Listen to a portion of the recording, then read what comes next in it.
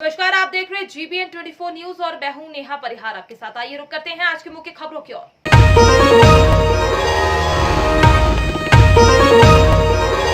दौसा सांसद जसकौर मीणा ने खेद जताया, कोरोना पॉजिटिव होने से मानवता के दुख दर्द में शरीक नहीं हो सके। सांसद ने सोशल मीडिया पर अपील की, सरकार की गाइडलाइन का पालन करें। दौसा सांसद ने कोरोना से निपटने के लिए 8 विधानसभा क्षेत्रों में 1.5 करोड़ रुपए की राशि सांसद कोटे से स्वीकृत करवाई। सांसद जसकौर मीणा ने सांसद कोटे से राशि से 8 विधानसभा क्षेत्रों में सामुदायिक स्वास्थ्य केंद्र व प्राथमिक स्वास्थ्य केंद्रों पर उपकरण भेजे। प्रधानमंत्री कोष से दौसा जिले के लिए 20 वेंटिलेटर को राजस्थान सरकार ने खामियां निकालकर वापस भेज दिया है। मेरे संसदीय क्षेत्र के सभी भाई बहनों को बहुत बहुत नमस्कार। और मैं सोचती हूँ कि मेरा विगत दिनों में कोरोना पॉजिटिव होने की वजह से आप लोगों के बीच में जल्दी नहीं आ पाई और ना ही संपर्क कर पाई, लेकिन मैं आज भले ही अस्वस्थ हूँ, उसके बावजूद भी मेरा मन है कि मैं आप सब के बीच में दूरदर्शन के माध्यम से या सोशल मीडिया के माध्यम से आपके बीच में आऊं। मैं आप सभी को ये निवेदन करना चाहती हूँ और सबको धन्यवाद भी देना चाहती हूँ कि आप सब ने मेरी इस पीड़ा में जो सहयोग दिया, मेरे शुभचिंता की मेरी और मुझे शुभकामनाएं दी, उन सबको भी मैं धन्यवाद देना चाहती हूँ। लेकिन साथ में ये भी निवेदन करना चाहती हूँ कि कोरोना महामारी की जो गाइडलाइन है उनका पूर्णतः पालन करें। उनका पालन करना ही हमारी सुरक्षा है। मैं आप सब से अपील करती हूँ कि आप इसका विधिवत पालन करें और अपने आप का ध्यान रखें। साथ ही मैं आपको ये भी विश्वास दिलाना चाहती हूँ कि सांसद कोष कोरोना महामारी के दौरान बंद हो गया था, लेकिन वर्तमान में द्वितीय दौर के दौरान भारत सरकार ने ये सांसद कोष कोरोना महामारी से निवृत्त होने के लिए हमें दिया है।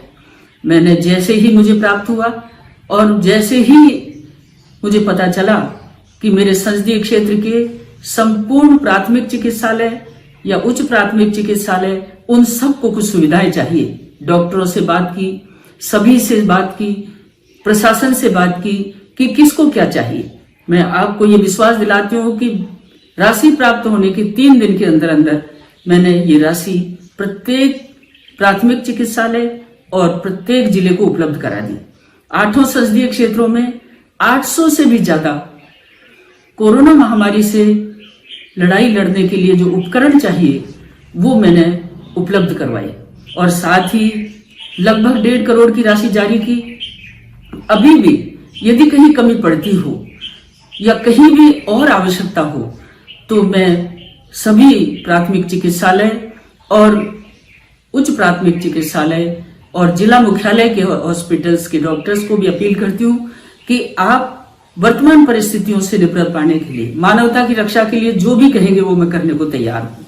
साथ ही ये भी मैं एक बात आपको शेयर करना चाहती हूँ कि दौसा जिले को प्रधानमंत्री राहत कोष से 20 वेंटिलेटर मिले।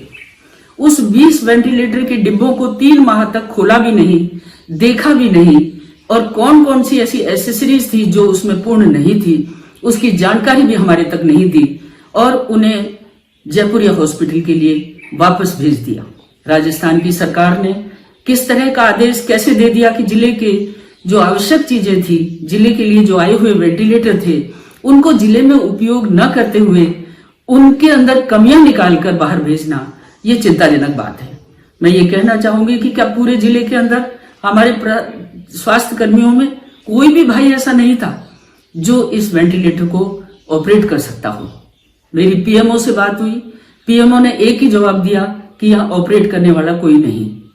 मेरी जिला प्रशासन से बात हुई, उनका भी इसी तरह का कुछ बेरुखी का जवाब मिला। मैं ये कहना चाहती हूँ आप सबके को कि इस इतनी बड़ी त्रासदी के दौरान हमारे प्राप्त किए हुए वेंटिलेटर जो इस महामारी के लिए, हमारे मरीजों के लिए, हमारी मानवता की रक्षा के लिए दिए थे, क्या आप आज टेक्नोलॉजी का जमाना है, क्या पूरे जिले के अंदर कोई ऐसा डॉक्टर का प्राइवेट, चाहे प्राइवेट चिकित्सालय में काम करने वाले भाई बहनों, क्या उनको आप ट्रेनिंग नहीं दिला सकते थे? क्या उनको इस उपकरण के ऑपरेट करने की कहीं ना कहीं तो व्यवस्था होगी? क्या हिंदुस्तान में, पूरे हिंदुस्तान में दिए हुए वेंटिलेटर केवल दौसा जिला ही उसका उपयोग ना कर सके? ये मुझे चिंता हुई है। और ये मेरे लिए बहुत दुखद बात है। मैं ये कहना चाहती हूँ कि इस तरह की लापरवाही, इस तरह की जो घृणित, मैं सोचती हूँ कि इस दौरान आई हुई आवश्यक सामग्री को आपने दूसरों को दे दिया। राजस्थान की सरकार ने यदि कोई ऑर्डर दिया तो उस सरकार को भी आपको जवाब देना चाहिए था कि ये दौसा जिले के लिए है, ये ट्रांसफर करने की परिस्थिति नहीं होनी चाहिए, बल्कि यही दुरुस्त करके। और उसमें भी एक बात और निकल कर आई कि 20 वेंटिलेटर आए, 16 वेंटिलेटर वापस भेजे, 4 अभी भी रखे हुए हैं। क्या आप उनको पूजा करेंगे या आप उन वेंटिलेटर्स को ठीक करने की स्थिति में है? यदि उनमें किसी तरह की एसेसरीज की कमी है तो मैंने पीएमओ को बोला था कि इसके लिए और भी राशि की जरूरत पड़े तो मैं सांसद कोष से उस राशि को देने के लिए तैयार हूं। लेकिन हमारे दौसा संसदीय क्षेत्र की मानवता के लिए, हमारे दौसा जिले के मरीजों के लिए जो कोरोना से आज ग्रसित हैं, उनको इसका लाभ मिलना चाहिए था।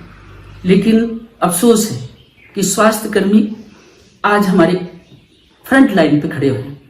मैं भगवान से प्रार्थना करती हूँ कि उनका स्वास्थ्य ठीक रहे, वो किसी तरह से इस महामारी से ग्रसित ना हो, ताकि वो मानवता की सेवा कर सके। पर पूरे जिले के अंदर क्या एक भी ऐसा प्राइवेट हॉस्पिटल में काम करने वाले स्वास्थ्य कर्मी और डॉक्टर और इसी तरह से राजकीय स्वास्थ्य सेवाओं में काम करने वाले इस तरह के उपकरण का ऑपरेशन, इस तरह के वेंटिलेटर्स का ऑपरेशन करना, ये सब उनको आना चाहिए। कोशिश करें, कोशिश करने वालों की कभी हार नहीं होती। ज्ञान तो अर्जित किया जाता है। और मैं सोचती हूँ कि यदि जहां से भी ये सप्लाई मिली थी भारत सरकार से, प्रधानमंत्री राहत कोष से ये सप्लाई मिली, तो हमारा ये एक नैतिक जिम्मेदारी बनती है कि वहां हम लिखें, पूछें कि ये उपकरण किस तरह से प्रयोग में लिए जा सकते हैं। यदि मुझे भी एक पत्र की कॉपी मिल जाती तो शायद मैं भी इसमें मदद करती।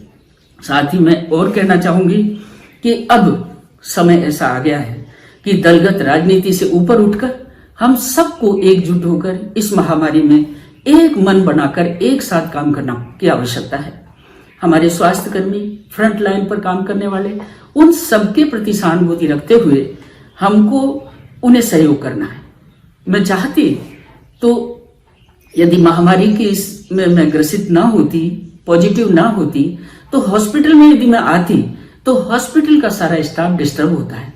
और ऐसी स्थिति में मैं किसी भी राजकीय चिकित्सालय में या गैर राजकीय चिकित्सालय जहां हमारे कोरोना केयर सेंटर बने हुए हैं, वहां हमारा दौड़ धूप करना मैं उचित नहीं समझती, क्योंकि मैं खुद ग्रसित हूं। लेकिन यदि ग्रसित ना भी होती तो भी वहां यदि जाते हैं तो हमारे स्वास्थ्य कर्मी डिस्टर्ब होते हैं। मानवता के, क्योंकि नेताओं के पीछे बहुत लोग इकट्ठे हो जाते हैं और बहुत लोग इकट्ठे होकर के उनकी व्यवस्थाओं को और डामाडोल कर देते हैं। ऐसी परिस्थिति में मैंने ये निर्णय लिया कि मैं आप सबके साथ संवाद करूं और आप सबसे संवाद करते हुए एक ही बात कहना चाहती हूं कि हमें अब एकजुट होकर काम करना है। चाहे सरकार कांग्रेस की हो, चाहे भारत की सरकार बीजेपी की हो, या हमारी विचारधाराएं विभिन्न क्यों ना हो, हमारा लक्ष्य एक होना चाहिए, मानवता की सेवा। कोरोना महामारी साधारण महामारी नहीं है। आज घर घर के अंदर इस तरह की त्रासदी है। दौसा संसदीय क्षेत्र के बहुत सारे नौजवान भी इस महामारी के दौरान काल के ग्रास बन गए हैं। उन सब के प्रति संवेदना व्यक्त करते हुए मैं अपील करूंगी कि आप मेरी बात पर विश्वास करें, कोरोना गाइडलाइन की पूरी तरह से पालना करें और अपने घर में रहें। अनावश्यक भीड़ भाड़ के कार्यक्रम में सम्मिलित ना हो, यही मैं अपील करते हुए अपनी वाणी को विराम देती हूं। लेकिन पुनः एक बात कहूंगी कि इस दुख की घड़ी में हम सबको एकजुट होकर के, सबको एक मन बना करके एक दूसरे की मदद में उतर जाना चाहिए। आज की खबरों में फिलहाल इतना ही। बने रहिए GBN 24 न्यूज के साथ। नमस्कार।